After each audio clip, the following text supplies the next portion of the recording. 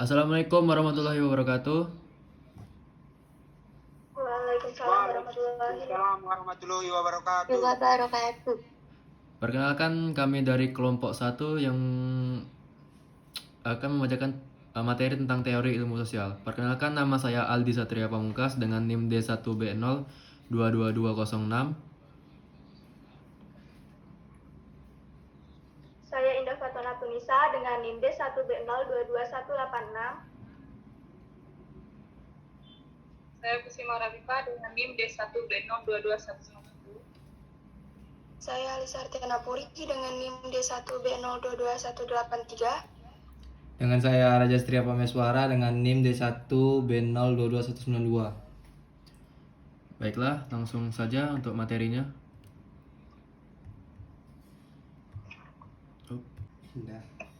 Indah mungkin.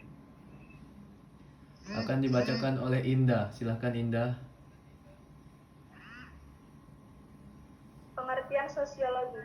Sosiologi adalah pengetahuan atau ilmu tentang sifat, perilaku, dan perkembangan masyarakat. Ilmu tentang struktur sosial, proses sosial, dan perubahannya. Secara harfiah, sosiologi berasal dari gabungan dua kata, yaitu socius yang berasal dari bahasa Latin yang berarti kawan, dan logos dari bahasa Yunani yang bermakna ilmu pengetahuan. Nah, dari sini dapat disimpulkan bahwa sosiologi adalah ilmu yang mempelajari perilaku manusia dalam bermasyarakat. Nah, pada tahun 1838, seorang ilmuwan asal Prancis bernama Auguste Comte memperkenalkan istilah sosiologi di dalam bukunya, yaitu buku Cours de la Philosophie. Comte mempunyai kontribusi yang sangat besar dalam perkembangan sosiologi hingga dirinya mendapatkan gelar The Father of Sociology. Sejarah juga mencatat ada 5 tokoh lain yang menjadi penemu besar dalam bidang ini. Lanjut, Aldi.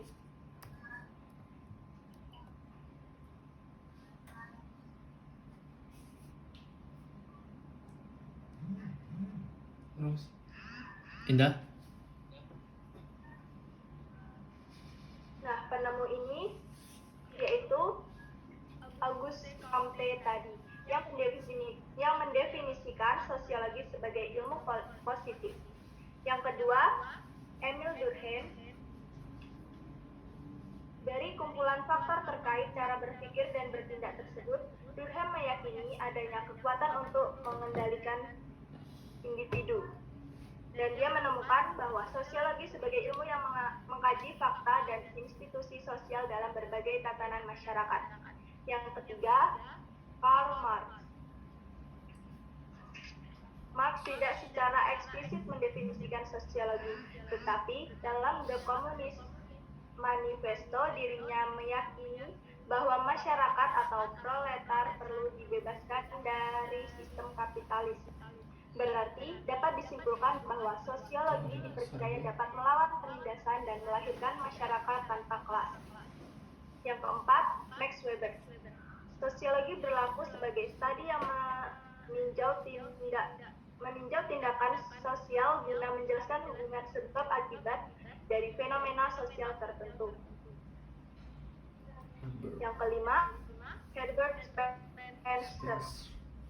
Di dalam sudut pandang sosiologi merupakan ilmu yang mengamati susunan dan proses sosial sebagai sebuah sistem. Baiklah, Yang selanjutnya. akan dilanjutkan oleh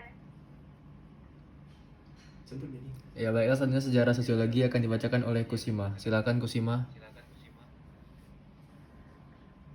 Baik, sejarah sosiologi sebelum Masehi. Nah, cerita tentang pengetahuan di zaman mitologi Yunani ini mempunyai banyak kisah yang menarik. Salah satunya yaitu tentang bagaimana pengelompokan ilmu pengetahuan bermula. Nah, pada awalnya, semua ilmu pengetahuan masuk dalam kategori filsafat alam. Yang dengan perkembangannya zaman, ilmu-ilmu terus bercabang menjadi filsafat sosial. Nah,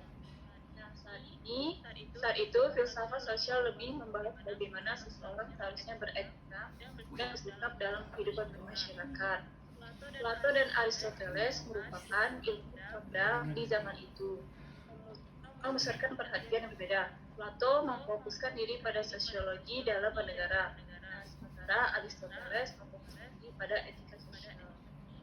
Seiring dengan waktu, ilmu sosial dan filsafat sosial tidak lagi dapat disatukan karena adanya kesadaran bahwa sosiologi lebih membahas realita yang terjadi di dalam masyarakat, bukan mengatur bagaimana masyarakat seharusnya bisa. Baiklah, selanjutnya lahirnya teori sosiologi akan dibacakan oleh Alisa. Silakan. Baiklah, lahirnya teori sosiologi. Penyebab lahirnya teori sosiologi, seorang sosiologi dari Amerika Serikat, yaitu George Rizar, yakni kekuatan sosial dan kekuatan intelektual yang terjadi selama beberapa kurun waktu tertentu. Setidaknya ada beberapa kekuatan sosial yang menjadi penyebab lahirnya teori sosiologi, yakni satu, revolusi politik yang berawal dari revolusi Prancis.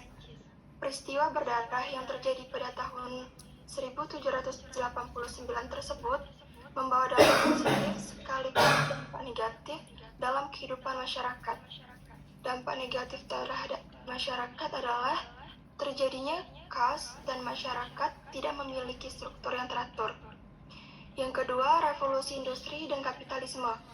Revolusi industri merupakan salah satu peristiwa penting yang merubah kebiasaan hidup masyarakat Eropa pada akhir abad ke-19 dan awal abad ke-20.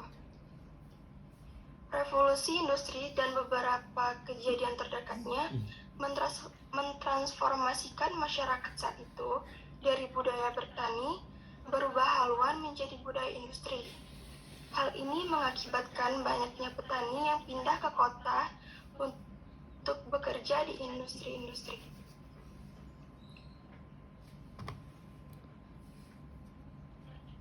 Lanjut, Aldi. Yang ketiga, bangkitnya sosialisme. Akibat besar yang ditimbulkan oleh kapitalisme mendorong Karl Marx untuk menawarkan sistem sosialisme sebagai solusi baru. Namun demikian, ide Karl Marx yang revolusioner tersebut ditentang sosiologi lainnya seperti Max Weber dan Emil Durkheim. Kedua tokoh tersebut memilih untuk memperbaiki sistem kapitalisme ketimbang melakukan revolusi besar-besaran ala Karl Marx. Pertumbuhan ilmu pengetahuan. Saat teori sosiologi dibangun oleh para ilmuwan, minat akademisi dan masyarakat dalam ilmu pengetahuan berkembang sangat pesat, baik di dalam kehidupan universitas, aplikasi dalam industri, maupun pemikiran-pemikiran dalam kehidupan bermasyarakat. Hal ini tidak lepas dari keberhasilan penelitian-penelitian di bidang sains dan teknologi seperti fisika, kimia, biologi, dan matematika yang mendapatkan tempat terhormat sehingga menginspirasi banyak orang. Saya kembalikan kepada moderator. Baiklah, selanjutnya teori dasar akan dibacakan oleh Rajas. Silakan Rajas. Beberapa teori dasar mengenai sosiologi dapat dijelaskan seperti di bawah ini. 1. Teori fungsionalisme struktural. Teori ini merupakan hasil dari imaginasi Emil Durkheim yang membayangkan masyarakat sebagai suatu kelompok yang tersusun dari berbagai komponen dan saling mempengaruhi satu sama lain.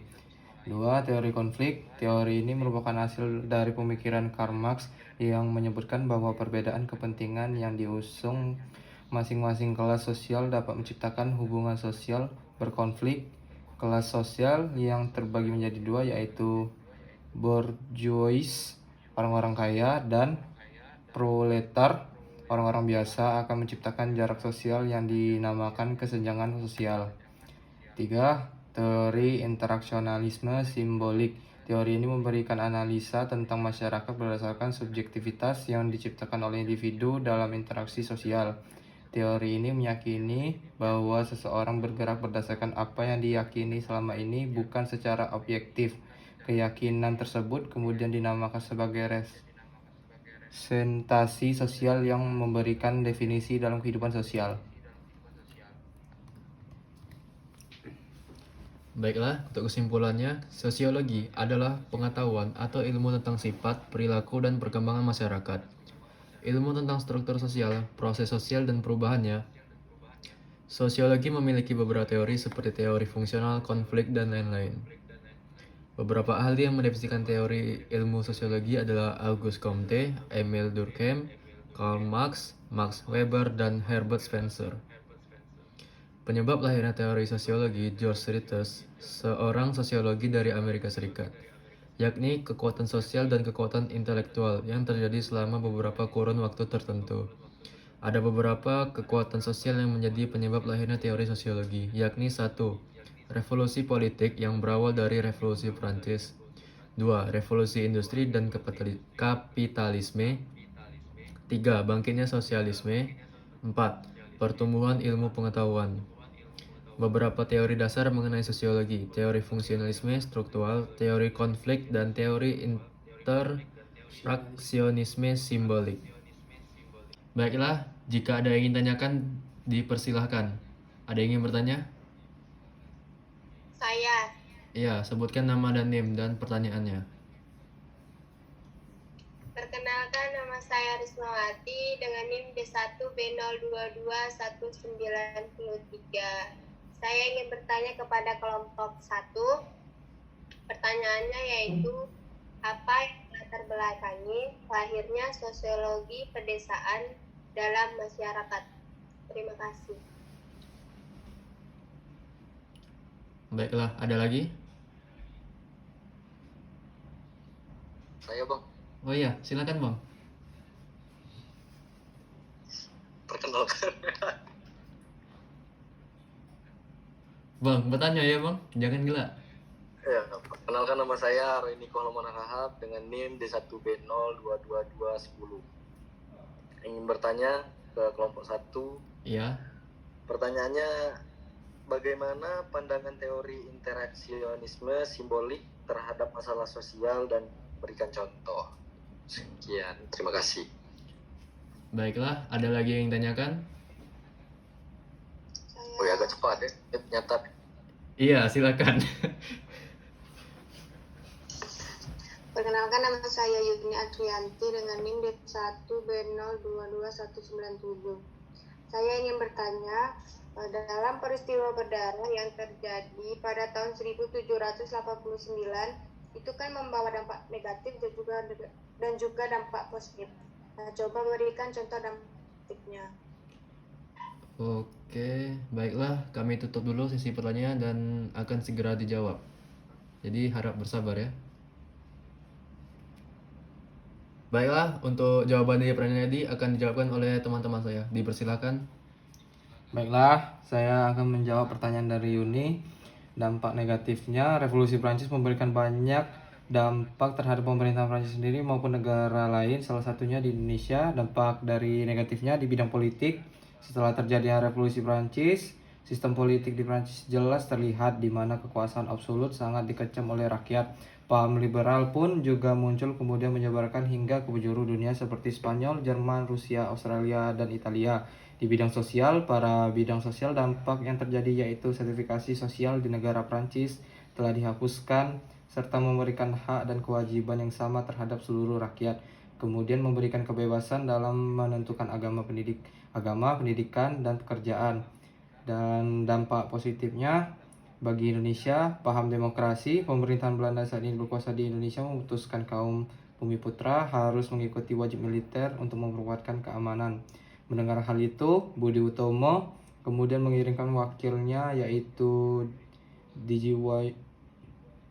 Dwi Josewoyo untuk melakukan perundingan dan negosiasi terhadap para pemimpin Belanda di Indonesia. Hasil negosiasi tersebut adalah pemerintah Belanda tidak memberikan wajib militer bagi penduduk pribumi. Hal tersebut kemudian diganti dengan berdirinya Dewan Perwakilan Rakyat Hindia Belanda yang diresmikan pada 16 Desember 1916. Selain itu, bukti adanya paham demokrasi di Indonesia adalah adanya tuntutan Indonesia berparlemen. Baiklah, untuk pertanyaan selanjutnya dipersilakan dijawab. Baiklah, saya Bersatona Tunisa akan menjawab pertanyaan dari Risma. Apa yang melatar belakangi lahirnya sosiologi di pedesaan dalam masyarakat? Yang melatar belakangi lahirnya sosiologi pedesaan adalah untuk memecahkan dengan baik masalah-masalah yang terjadi pada masyarakat pertanian. Dikarenakan Indonesia merupakan negara agraris dan nilai serta norma masyarakat pertanian berbeda-beda pada tiap daerahnya. Oleh sebab itu, lahirlah ilmu sosiologi pedesaan. Bisa diterima, Risma? Bisa. Selanjutnya. Baiklah, selanjutnya.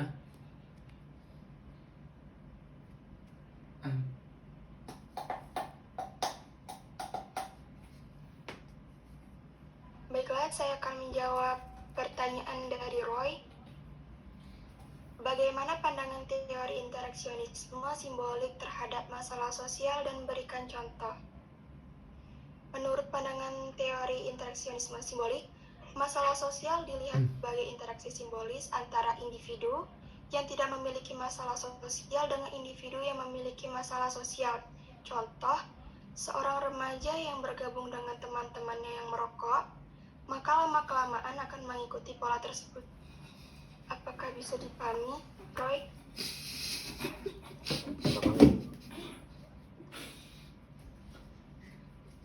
Ya, makasih. Minimal minum ya.